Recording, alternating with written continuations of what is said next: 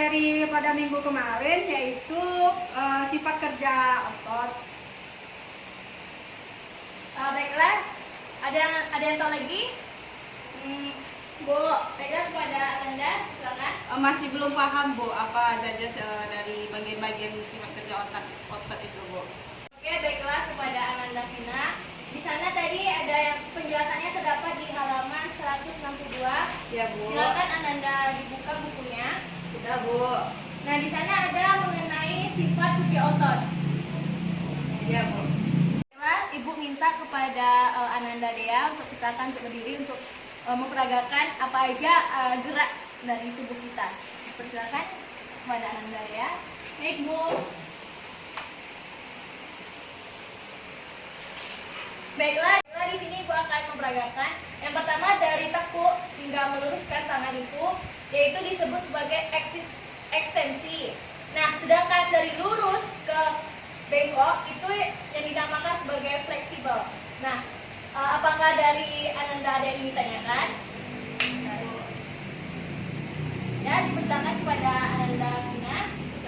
Bu, apakah masih ada gaya-gaya yang lain lagi Bu? Kayak sifat kerja otot tadi kan ada 5 tuh Bu. Kayak kerja sifat otot apa tadi tuh Bu? Abduksi tuh Bu.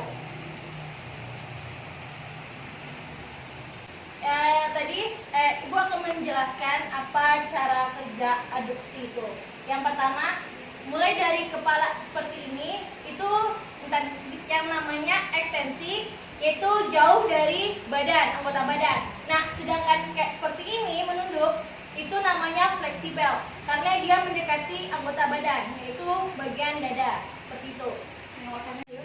Baiklah, jika tidak ada yang ingin ditanyakan, baiklah, persilakan Ananda Dea silakan duduk.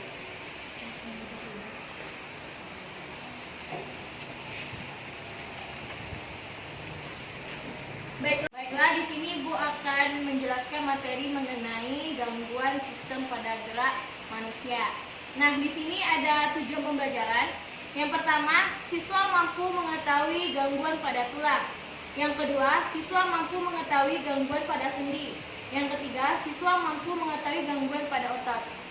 Baiklah, di sini Ibu akan menyampaikan sedikit materi mengenai gangguan pada tulang. Nah, untuk Ananda, tolong diamati teman-temannya sebangku, bagaimana cara dia duduk dan apa nama gangguan pada duduknya itu tersebut. Oke, kepada Ananda dipersilakan. Apakah Ananda ada yang tidak dipahami? Apakah Ananda ada yang tidak paham mengenai materi ini? Gambar ini? Ini gerakannya gimana ya, Bu? Gerakan ini agak sedikit agak sedikit menunduk itu, karena tulang pada belakang itu terdapat bengkokan. Itu disebabkan oleh yang namanya kifosis.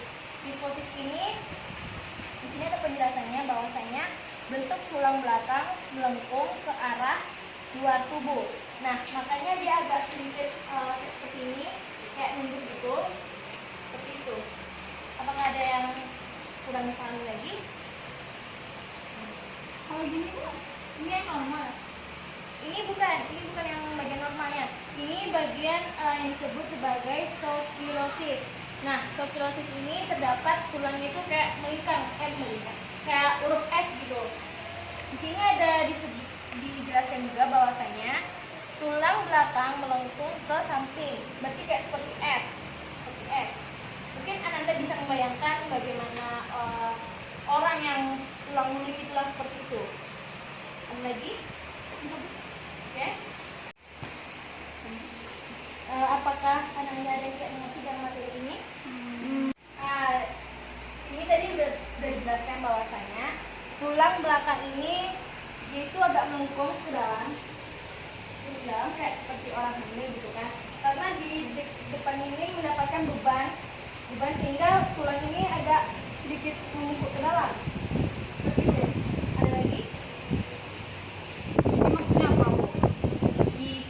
Kifosis Bu. Di posisi ini terdapat gangguan yang disebut sebagai ini dia itu ke arah keluar kayak gini. Nah, keluar seperti ini. Jadi dia tuh agak membungkuk sehingga tulang ini menonjol ke arah itu. Siapa yang punya ngomong? Ini apakah ada yang ditanyakan lagi?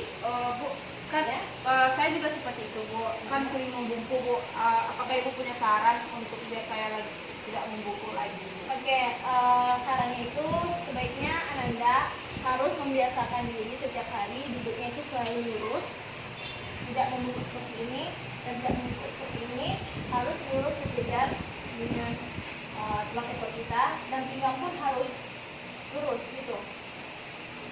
Apakah Ananda paham? Oh, kalau misalnya Bu, kalau mereka nggak bisa gigit, nggak bisa lagi, kayak gimana? Oh, berarti kalau misalkan dia permanen gitu nggak bisa Cuma saya deh. bisa diubah kembali. Berarti itu sudah dikatakan menjadi cacat gitu. Kalau dioperasi kan bisa.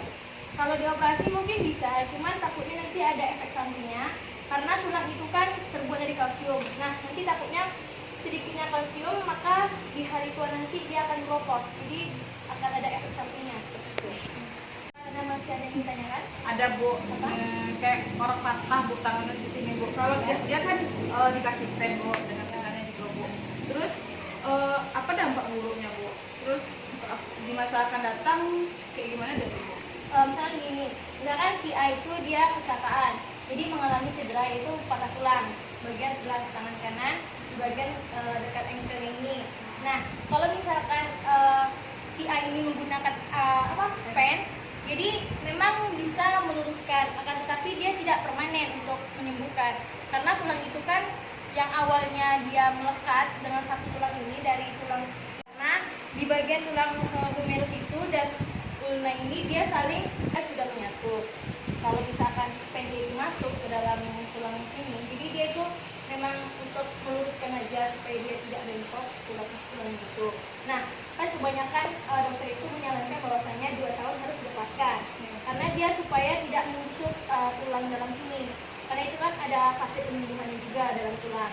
Nah, jadi memang di masa akan tua itu akan ada efek sampingnya. Mungkin tulang ini kan memang terbuat dari kalsium.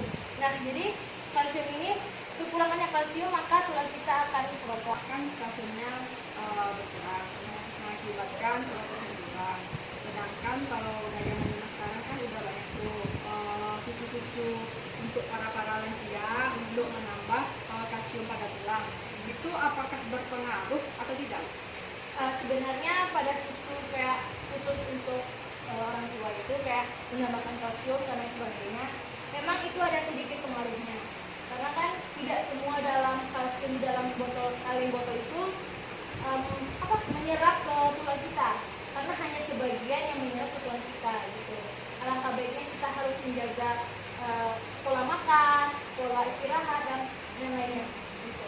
Dapat saya artikan di sini, Bu. Jadi kalau dalam satu susu itu berarti tidak semua susu itu bisa membuat buat tulang jadi sehat atau gimana? Ya, kan? Nah, jadi setiap botol susu, setiap takaran susu itu kan mempunyai takaran kalsiumnya tersendiri. Terkadang setiap orang tidak semua orang bisa menyerap seluruh kalsium yang ada di dalam susu tersebut. Misalnya 10 gram per takaran saji, mungkin dia cuma bisa menyerap 5 gram, jadi otomatis manfaat dari susu tersebut tidak sepenuhnya memperbaiki terserap ke dalam tulang tersebut. Terima kasih teman sebangkuku. Oke, kita berikan aplaus terlebih dahulu. Terima kasih ya. Oke, ada yang lagi yang menanyakan? Saya rasa cukup, Bu. Teman-teman saya di sebelah kanan juga ingin bertanya. Baiklah kepada Anda semuanya, kita akan kuis. Silakan tutup bukunya terlebih dahulu. Apakah sudah siap Anda? Siap, Bu. Oke, baiklah soal pertama. Ada yang tahu apa itu dislokasi? Bu, Ya, dipersilakan. dislokasi itu adalah pergeseran tulang dari posisi dari posisi normal menjadi tidak posisi normal. Oke, kita beri tepuk tangan dulu terlebih dahulu. nomor 2 yaitu apa yang dimaksud dengan ankilosis. Oke, Ibu silakan. Ankilosis adalah sendi tidak dapat digerakkan dan ujung-ujung antar tulang terasa bersatu. Baiklah, soal selanjutnya yaitu apa yang dimaksud dengan kifosis. Ada yang Bu, oke, kepada Ananda dipersilakan. Kifosis itu adalah bentuk tulang belakang melengkung ke arah luar tubuh atau ke belakang yang mengakibatkan benda hitam menjadi terlihat seperti bongkok. Ananda lihat buku ya? Ananda, apakah ada yang bisa menyimpulkan hasil belajar yang tadi? Ya, Bu. Oke, kepada Ananda, silakan. Kesimpulannya yaitu berdasarkan strukturnya persendian dibedakan menjadi 3 macam, yaitu persendian fibrosa, persendian kartilago, dan persendian sinovial. Berdasarkan geraknya, persendian dibagi menjadi 3 kelompok, yaitu sendi sinartrosis, sendi amfiartrosis, dan sendi diartrosis. Sifat-sifat otot rangka yaitu kontraktilitas, ekstabilitas, dan elastisitas.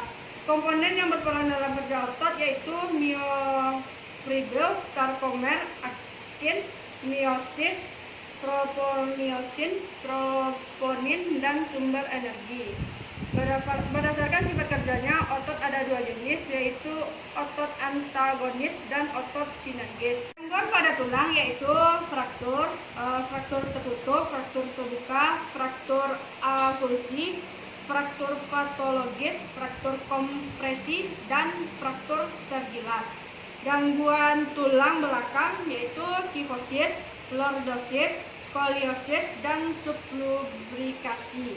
Dan gangguan fisiologis tulang yaitu osteoporosis, rakitis, mikrosefalus, hidrosefalus, dan layu semu. Gangguan pada sendi yaitu terkilir atau keselio, dislokasi, osteoartritis, ankilosis, urai sendi, dan artritis. Gangguan pada otot yaitu hipertrofi, astrofi, distrofi otot, tetanus, kram, miastenia, grasisis, otot robek, dan otot terkilir. Sudah, Bu. Terima kasih kepada Ananda yang telah menyimpulkan materi tadi. Baiklah, di sini baiklah Ibu akan menyimpulkan bahwasanya penyakit dan penyakit pada tulang itu yang pertama terdapat yang namanya osteoporosis. Nah, di situ penyakit yang disebabkan oleh pengeroposan dan penurunan kepadatan massa tulang secara bertahap. Nah, di sini ada gejala yang memungkinkan. Yang pertama itu terjadinya kuku rapuh, yang kedua kekuatan gegaman mulai melemah. Setelah itu kelainan pada tulang terdapat menjadi 3 jenis tulang belakang. Yang pertama disebabkan oleh melengkungnya ke depan secara berlebihan. Biasanya lordosis mempengaruhi punggung bawah dan leher. Itu disebut sebagai lordosis. Nah, yang kedua, kondisi saat lengkungan pada punggung yang lebih dari 50 derajat. Biasanya orang dengan hiposis postur tubuh seperti membungkuk, itu yang disebut sebagai hiposis. Nah, selanjutnya, kondisi saat lengkungan tubuh tulang belakang justru menyamping kayak seperti huruf S, itu terkadang berbentuk mengalami yang disebut sebagai skoliosis. Oke, selanjutnya Ibu hanya bisa menyimpulkan sebatas itu saja. Baiklah, besok akan ulangan. Jadi Ananda harus belajar di rumah, jangan rajin, supaya nilainya